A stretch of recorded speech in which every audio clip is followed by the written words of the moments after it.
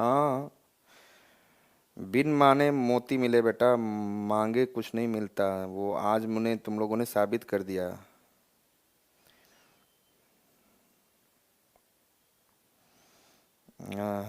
मत सर जी फिसल जाए, फिसलते नहीं इतना सर, जल्दी नहीं फिसलते हैं सर। इतने दिन से पढ़ते पढ़ते तो समझ में आ गया। चलिए बेटा, मैं इतना जानता हूँ कि मेरे जैसा मुझे गुरु मिला रहता ना, मुझे, मैं टॉपर होता। नंबर वन पे मैं, मतलब टॉप 10 में मैं रहता। इतना मैं जानता हूँ। लेकिन बस जो है सो है, सामने है। किसी को नहीं मिलता है, किसी को मिल जाता है, किसी को किसी जगह पे मिल जाता है। मैं इतना अपने आप को तो समझता हूँ कि उस समय मेरे को कैसी नॉलेज की ज़रूरत थी जहाँ पे मैं फंस रहा था, चाहे वो ज्योग्राफी हो, हिस्ट्री हो, पॉलिटी हो, जीएस के सब्जेक्ट हो, ऑप्शनल के सब्जेक्ट हो। कहाँ पे क्या क्या गलतियाँ हुई, थोड़ा सा और मार्क्स मिल जाता तो फिर मैं कहाँ पे रहता।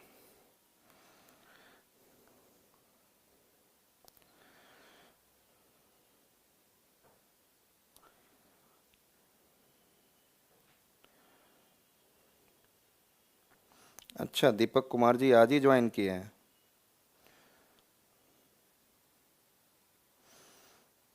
आज ही ज्वाइन किए हैं?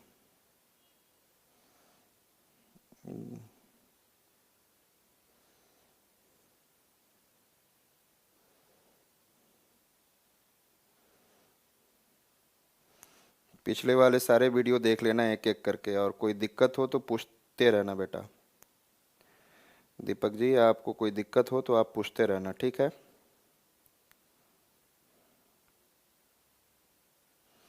ये तो मैंने पहले दिन से बोला था, आगे आपकी मर्जी है। मैंने पहले दिन से बोला था।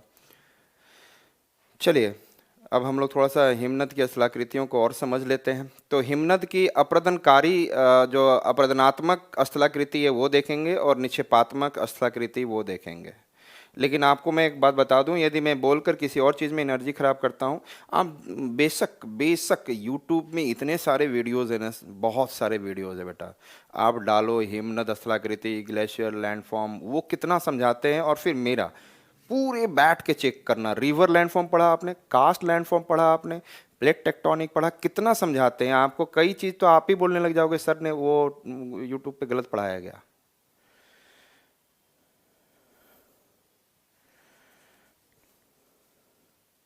बेटा मिल रहा है, साथ में फॉलो तो करो बातों को। मैं क्या कहा? मुझे मुझे क्या है, ज्योग्राफी में, हिस्ट्री में, पॉलिटी में एक पढ़ने से सलीका मिल जाता है कि बेटा तुम्हें कैसे पढ़ना और कैसे करना है, कैसे प्राप्त करना है, कितने चीज़ों को पढ़ना है, कितने चीज़ों को नहीं पढ़ना है। तो वो चीज़ें यहाँ पे विकास हो जाता है आप। लेकिन कभी कभी दिखता है कि कोई बच्चा, इसीलिए कहा जाता है कि सारे बच्चे सेलेक्ट नहीं होते। कोई कोई बच्चा ही हमारी बातों को समझ पाता है कि पंकज सर क्या कहना चाह रहे हैं। और इसीलिए मैंने बोला कि आप जाकर देखें।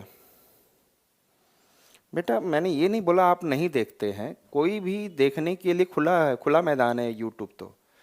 और उसमें अमेरिका से ले, मतलब पूरे विश्व के लोग अपने उस टॉपिक पे डालेंगे, तो आप उस समय फिर आप देखना कि मैं कितनी गहराई वाली चीज़ें बड़े आसानी से समझाने की पूरी कोशिश करता हूँ। तो मैं ये चाहता हूँ कि उनको प्राप्त करने के लिए मेरे को सपोर्ट किया करो। और कई बार बोला कि कम्युनिकेशन गैप नहीं आना चाहिए, मैंने पहले दिन से बोला है कम्युनिकेशन गैप नहीं आना चाहिए। यदि मैं कुछ जवाब दूं तो आपके तरफ से आए कि हाँ सर समझ में आ गया, इसीलिए तो मैं पूछता हूँ क्लियर है क्लियर है। अब पता नहीं दूसरे टीचरों का क्या पूछने का आदत है, मुझे नहीं उनका क्या अपना हैबिट है, मेथड है। बट मेरा ये है कि यदि क्लियर नहीं, अब मैं आगे बढ़ गया फिर पीछे की चीज़ पूछोगे तो मेरे लिए फिर दिक्कत होगा। सर मैं विवेक कुमार तिवारी जी, मैं कंटिन्यू तो कर ही रहा हूँ। मेरा तो रोल है ही कंटिन्यू करना, लेकिन उसमें कितना बताऊँ ये मेरे ऊपर है। आपको, आप कभी देखना, बहुत सारा चीज़ दे सकता हूँ बेटा। You need to, you deserve like that, then I can be able to provide you such kind of knowledge. यदि आप, इफ़ यू डिज़र्व, तब तो अपने को डिज़र्विंग कैंडिडेट बनाओ।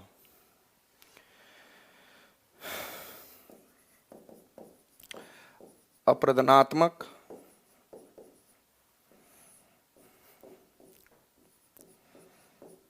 स्थलाकृति,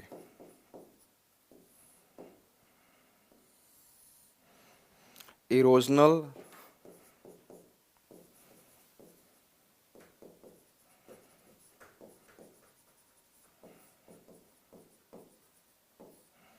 लैंडफॉर्म, अपरदनात्मक स्थलाकृति।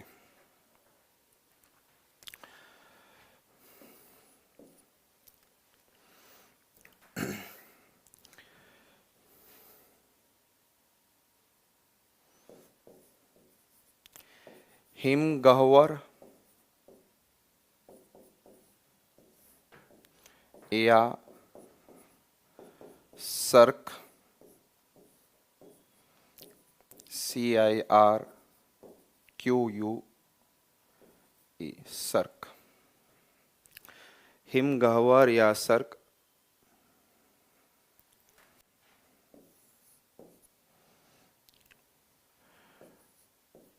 टार्न झील,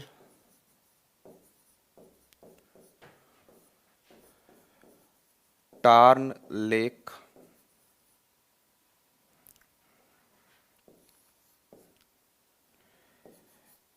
एरिट, हिंदी में अरेत बोलते हैं, या कटक,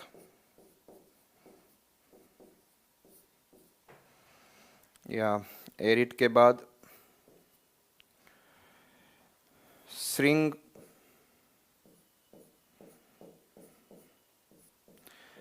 जिसको हम पिरामिडल पिक,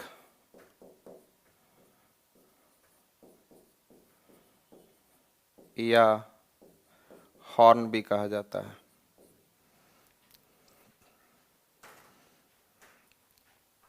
इसी के साथ एक हम बर्ग्सक्रुंड,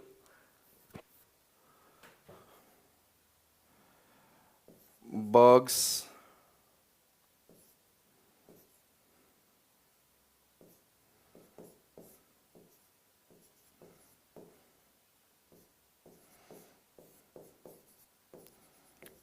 बर्ग्सक्रुंड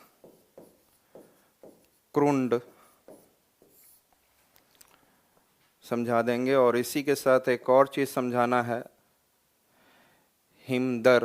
बर्ग्सकुंड को हिमदर भी कहा जाता है, या हिमदर।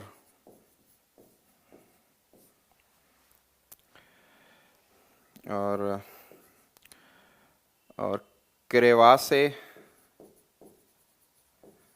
हिमविदर, हिमविदर, जिसको हम दरार कह सकते हैं, दरार, सिंपल भाषा में दरार। तो ये मुख्य रूप से है, लेकिन साथ में मैं ये भी एक दो चीज़ बता दूंगा। तो हिमगह्वर, सर्क, टान लेक, एरिट, टान लेक और टान झील बोल दें आप, एरिट, कटक। और यह श्रृंग, ग है, ये आपको बता दूं, ये ग है, श्रृंग, जिसको चोटी भी कह सकते हैं आप। फिर है आपका, हमें आपका यू आकार की घाटी,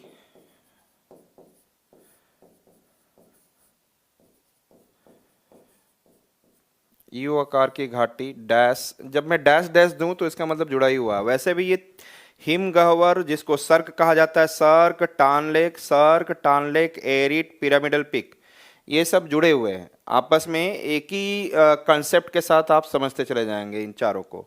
फिर अब जो समझा रहा हूं, यू आकार की घाटी, लटकती घाटी, हैंगिंग वैली जिसको कहेंगे, लटकती घाटी, हैंगिंग वैली,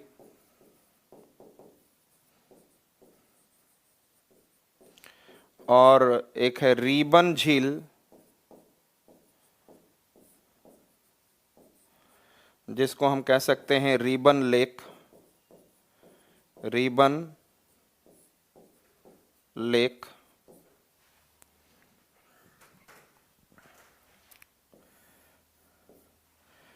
और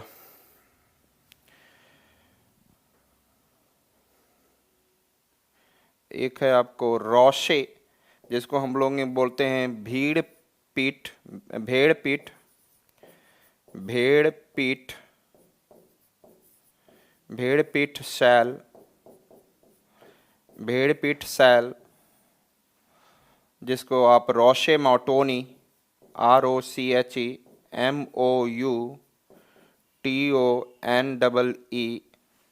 रोशे माउटोनी कहते हैं। फिर है क्रैग एंड टेल, जिसको हम लोग ग्रीवा और पूंछ या श्रृंग या पूंछ भी लोग बोलते हैं। श्रृंग और पूंछ, श्रृंग और पूंछ, जिसको हम लोग क्रैग एंड टेल कहेंगे। भेड़ पीठ सैल, श्रृंग और पूंछ, क्रैग एंड टेल। क्लियर। और इसके बाद फियॉर्ड, FIORD, फियॉर्ड, फियार्ड, फ्योर्ड, फियार्ड, फ्योर्ड, FIORD। आप इसी को हिंदी में उसी तरीके से लिख सकते हैं।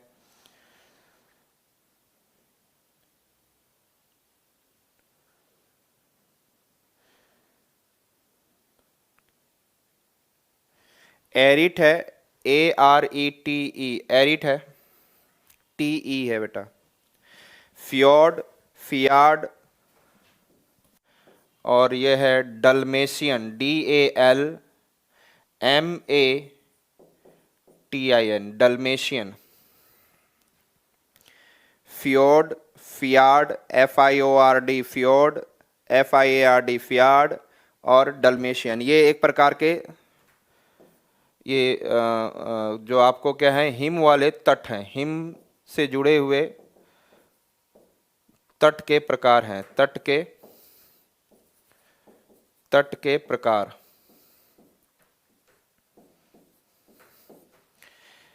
तट के प्रकार हैं, फ्योर्ड, फियार्ड, फ्योर्ड, फियार्ड।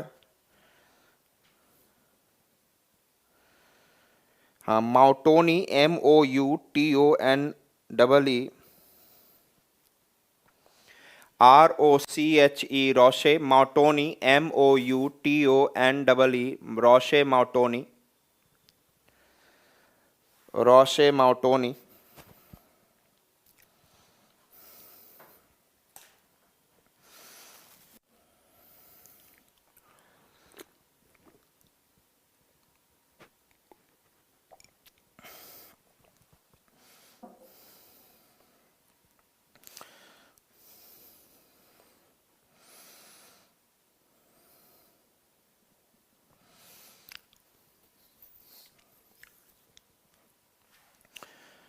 क्लियर। आप इसको फटाफट लिख लिया है, तो इसको कुछ चीज़ों को आपको कैसे याद करना है वो मैं लिख देता हूँ कि आप इस तरीक़ा से लिखिएगा। तो ये आपने लिख तो लिया है, लेकिन दिमाग में ये सारे चीज़ों को दिमाग में स्टोर करने की भी बहुत ज़रूरी है। तो पहला जो आप लिखिएगा, पहला जैसे मैं इंग्लिश में लिख दूंगा, सर्क, हिंदी में भी सर्क बोलते हैं। टार्न झील, सर्क, टान, टान झील ही बोला जाता है। एरिट, एरिट भी बोलते हैं, और हिंदी में अरिट या कटक, एरिट। फिर आपका है हॉर्न या पिरामिडल पिक, तो आप हॉर्न लिख दीजिए, हॉर्न। तो इन चार चीज़ों को हम लोग एक साथ ही समझेंगे, बड़ा आसानी से एक ही कंसेप्ट के साथ जोड़ते चले जाएंगे, और बहुत आसानी से आप इसको समझते चले जाइएगा, बड़ी सी चीज़ नहीं है। और उसके बाद हमने आपको बोला कि यू आकार की घाटी, यू शेप की घाटी। फिर हमने बोला लटकती घाटी, हैंगिंग वैली, लटकती वाला। फिर हमने बोला रिबन झील। क्लियर। ये एक साथ आप समझेंगे, इन तीनों को एक साथ समझेंगे आप। फिर उसके पश्चात हमने बोला रोशे माउटोनी, रोशे माउटोनी।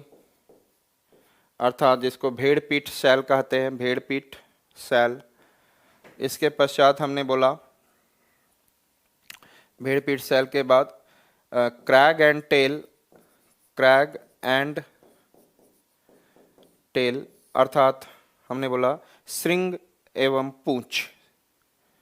ये लगभग मिलता जुलता कंसेप्ट रहेगा। इसके पश्चात हमने बोला दिमाग में स्टोर कर लें, इसीलिए इसको इसलिए लिखा रहा हूँ। फिर दो कुछ तट के प्रकार है और वो है आपका फियॉर्ड है, FIORD फियॉर्ड, फियार्ड, डल्मेशियन। ये भी आपस में एक कंसेप्ट समझने के बाद दूसरा इजीली समझते चले जाएंगे। तो और उसके अलावा हमने बताया था एक क्रेवाशे और बख्शकुंड। तो ये चीज़ें आपको शायद समझ में आ गया हो। और जब मैं यहाँ पर एरिट समझाऊंगा और हॉर्न समझाऊंगा तो एक चीज़ और यहाँ पर मैं आपको समझा सकता हूँ, कोल। हिंदी में भी आप क्या लिख सकते हैं, कोल। ये भी एक प्रकार का दरार है।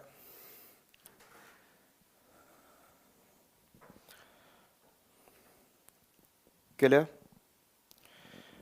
कोल, दरार।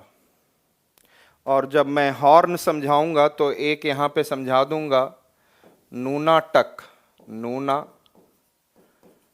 टक। तो पहले दिमाग में तो आपको ये रखना है सर्क टान एरिट हॉर्न, सर्क टान एरिट हॉर्न। और जब मैं कराते जाऊंगा तो आपको बड़ा आसानी से इसको समझ में आते जाएगा और याद भी करते जाएंगे। और जब हम एरिट समझाएंगे तो एरिट के साथ मैं कोल भी समझा दूंगा। और जब हॉर्न समझाऊंगा तो उस समय उसके साथ आप न्यूना टक भी समझ सकते हैं। फिर है यू शेव, हैंगिंग घाटी और रिबन। और roche moutonnee, crag and tail, fjord, fjord, Dalmatian, DALMATIN। Clear? तो ऐसे देखने में आपको ये छोटा सा लगेगा। देखिए, याद करने के लिए तो आपको छोटी सी चीज़ बनानी होगी, समझने के लिए बड़ा सा चीज़ हो जाता है। यहाँ पर मेरे लिए ये था कि मुझे तो बताना है हिंदी में भी कि हाँ भाई ये चीज़ें ऐसे हैं। और कई जो नाम है हिंदी में भी सरखी लिखा रहता है, लेकिन कहीं कहीं पे शुद्ध हिंदी में हिमगह्वर लिख देते हैं। टार्न झील है, अरिट को भी बोला जाता है, अरिट को अरिट या कटक टाइप का बोलते हैं। और ये चाकू जैसा कटक होता है। श्रृंग या चोटी कह लें, पिरामिडल पिक। फिर उसके बाद हमने बोला जिसको हॉर्न भी कहते हैं, यू आकार की घाटी, लटकती घाटी, रिबन झील। फिर भेड़ पीठ सैल, फिर श्रृंग और पूछ, क्रैग एंड टेल। फिर फियॉर्ड, फियार्ड, डल्मेशियन। ठीक है? और ये दो चीज़ें हैं, एक बख्शकुंड जिसको हिमदर भी कहा जाता है और एक क्रेवासे है जिसमें हिम विदर कहते हैं। क्लियर? तो ये चीज़ें तो आपको समझ में आ चुकी होंगी, इतना दिमाग में सेट हो गया होगा कि हाँ मुझे क्या पढ़ना है।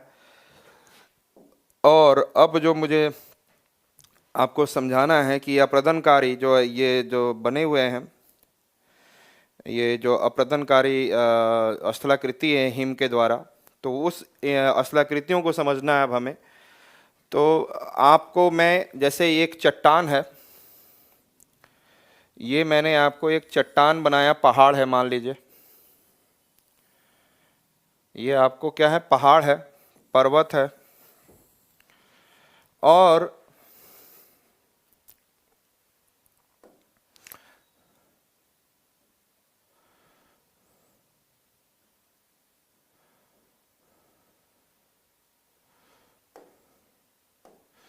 इस क्षेत्र में थोड़ा सा, यदि मैं कहूँ, इस क्षेत्र में थोड़ा सा गड्ढा है, हल्का सा है, मैंने बड़ा हल्का सा बनाया। और यहाँ पर मैंने कहा कि यहाँ पर क्या हो रहा है, हिमपात हो रहा है, स्नोफॉल हो रहा है, हिमपात। और आपको ये हिमपात, स्नोफॉल हो रहा है। देखिए, जब ढलान वाला पर्वत होगा तो जितने भी हिम होंगे गिरेंगे, धीरे धीरे नीचे भी जाएंगे, धीरे धीरे पिघल कर नीचे भी जाएंगे। लेकिन उनको रोकने के लिए कोई ना कोई क्या होना चाहिए। और ये आप छोटा सा मत सोचिए, ये हो सकता है कि 1-2 किलोमीटर या 500 मीटर इतना बड़ा, बहुत बड़ा जगह हो, बहुत बड़ा हो जगह, जहाँ पे छोटा सा हल्का सा क्या है आपका क्या है, थोड़ा सा गड्ढा। अब इस गड्ढे में क्या होने लगा, इस गड्ढे में थोड़ा सा हिमनद आ गया, हिम यहाँ पे गड्ढा रहेगा तो वहां पर हिम क्या हो जाएगा, एकत्रित हो गया, हिम क्या हो गया यहां पर एकत्रित हो गया, और दूसरे जगह का हिम क्या होने लगा, टूटने लगा, टूट कर गिरने लगा, मतलब वो सॉरी बहने लगा, वो रोक ही नहीं पा रहा, ढलान है, समतल है, लेकिन यहां थोड़ा सा गड्ढा